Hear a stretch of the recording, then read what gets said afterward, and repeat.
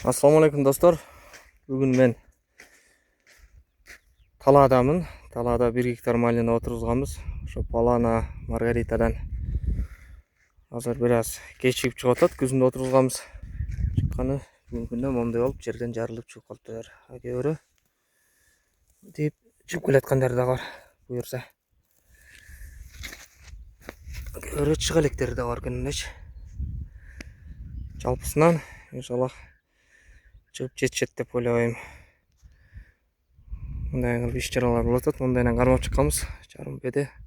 Ар жагда буюрса кийинки жылдары кирип калышы мүмкүн. Анан мындай жабдыктарды колдонуп атабыз. Турбалардын ордуна лайфлет деп коет экен. Муну көпчүлүк дыйкандар уже колдонуп жүрөк. Чүй жакта көп колдонот экен. Бизде көлдө азыраак азыр күнгө чейин. Ушундай менен капельный системаны ушундай менен орноштуруп атабыз. Бул капельный ленталар, бул ошону орноштурган соединительдер. Жакшы жери ушундай экен.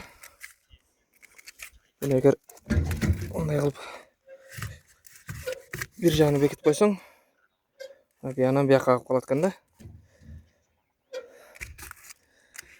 Эми мындай ачсаң 3 жакка кетет, бир жакка кете турган болуп калат экен. Анан 4 жакка тең бура ала берет экен. Мындай кылсаң заглушка. Мындай кылсаң мынтип бөлүштүрүп койсоң да болот экен. 3 жакка кеткидей кылып. Кыскасы ушундай.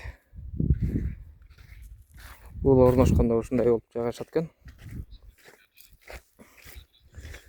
Мындай болуп жайгашат. Мындай хамтиктер менен. Бунусу 100дүк. 100дүк лента кетип атат, магистральный. Бунусу 80дүк. Мына поперечныйдан кеткени. Мындай хамттар менен кошулат. Эми тиги башы. Бул башы жана капельный системанын башын заглушка кылгандай эле. Мындай кылып эле бекитип коюп атабыз. Эми бүгүн бассейнин казабыз. Анан көрөбүз кандай эмне болот экенин, койгон системабыздын кандай кемчиликтери, кандай артыкчылыктары бар экен. Андыктан пока биз менен болуп турула. Болушунча, колдон келишинче, жетишинче силерге кылган иштерибизди көрсөтүп турганга аракет кылам.